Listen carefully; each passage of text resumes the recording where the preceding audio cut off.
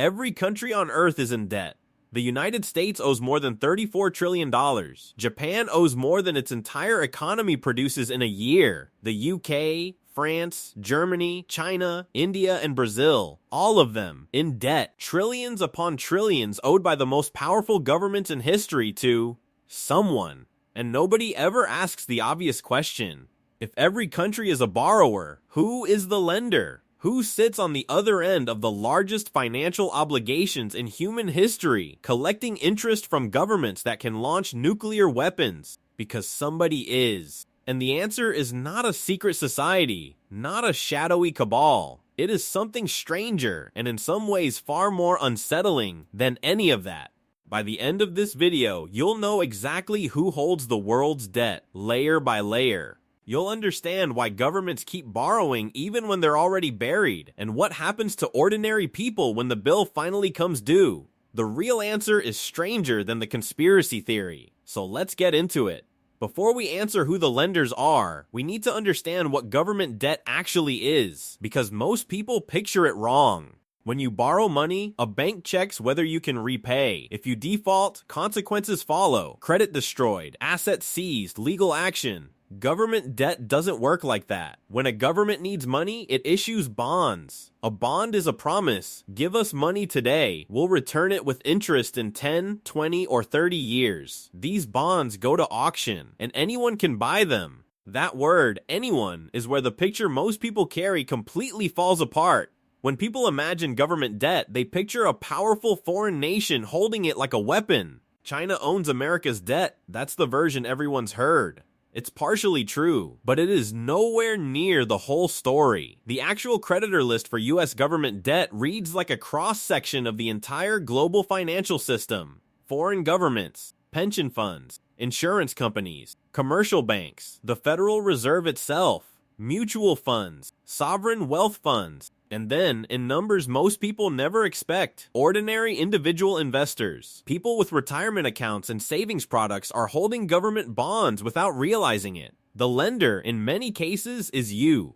Let's break this down by category, because each one tells a different part of the story. The largest single holder of US government debt is not China, not Japan, not any foreign power. It's the United States itself. The Federal Reserve holds trillions in Treasury bonds purchased through quantitative easing. The Social Security Trust Fund holds more.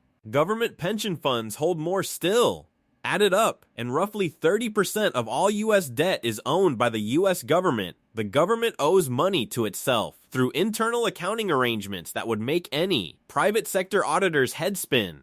Then come foreign governments. Japan is currently the largest foreign holder, around $1.1 trillion. China holds roughly $800 billion, well down from its peak. The UK, Canada, Luxembourg, Belgium, all significant holders. Foreign governments and institutions own about 25 to 30% of the US debt in total. Why do they hold it? Because US Treasury bonds are considered the safest investment on Earth. When global markets panic, wars, crises, pandemics, money floods into treasuries. Not because America is beloved, but because it is trusted to pay. For Japan and China, holding US debt isn't generosity, it's a strategy. It keeps their currencies from appreciating too fast, which protects their exports. It parks massive trade surpluses somewhere liquid and stable. China doesn't hold American debt as leverage. It holds American debt because it's the best available place to put $3 trillion.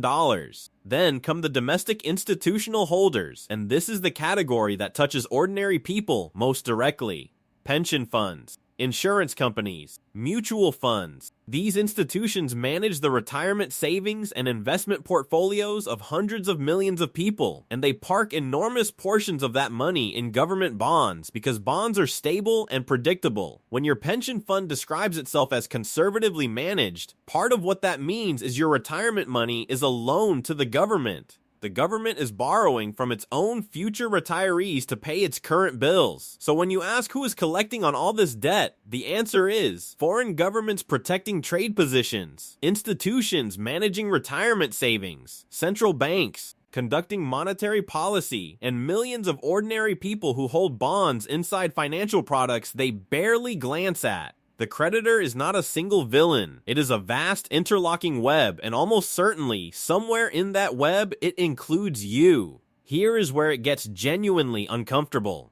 If the lenders are mostly governments, pension funds, and ordinary citizens, then who actually gets hurt when debt becomes a crisis? Rarely the lenders. Greece is the textbook case. In 2010, the debt crisis exploded. Greece couldn't meet its obligations. The EU and IMF arrived with bailouts, but the bailouts came with conditions: austerity, pension cuts, public sector layoffs, hospital budgets slashed, wages cut.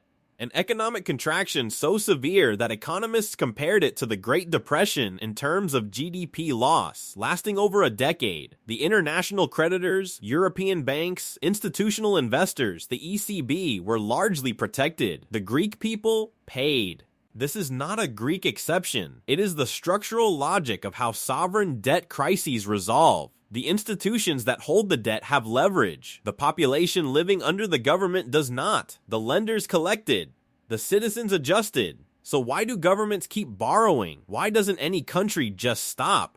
Because in the current system, debt is not the disease. Debt is the operating mechanism. Modern governments run on the assumption that they can always borrow more, that as long as creditors trust them, the credit line never closes. Japan's debt sits above 250% of GDP, a number that would have collapsed any other country, yet Japan borrows at low rates because markets trust it won't default. But this creates a trap with no clean exit. Paying down debt requires running surpluses, spending less than you collect. But every time governments try that aggressively, they slow the economy, reduce tax revenue, and make the surplus harder to sustain. The cure weakens the patient. So instead, governments manage the debt. They roll it over, issuing new bonds to pay off old ones. They grow their economies faster than the debt grows. They inflate, which quietly erodes the real value of what they owe over time. The debt doesn't get repaid. It gets managed indefinitely. And the question serious economists are now asking is no longer when will it be repaid, because the answer is essentially never, but what breaks first when the trust holding, this system together, begins to slip. So, every country is in debt. Who is collecting? Other governments, central banks. Pension funds hold the retirement savings of ordinary workers, mutual funds, and somewhere in that chain, almost certainly, you. This is not a simple story of powerful lenders exploiting helpless nations. It's something stranger and harder to escape than that. A web of mutual dependency so vast that no single actor inside it can easily walk away. The US needs to keep borrowing. Japan needs somewhere safe to park its surplus. Your pension fund needs stable returns. All of those needs converge on the same instrument, the government bond, and so the machine keeps running and the numbers keep climbing. And when a country somewhere at the edges of the system loses the market's trust, the creditors get protected by the system they built.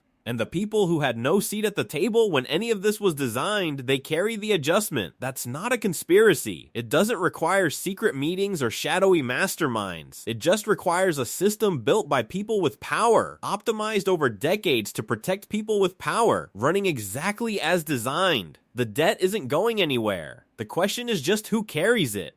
And historically, the answer has never been the people at the top.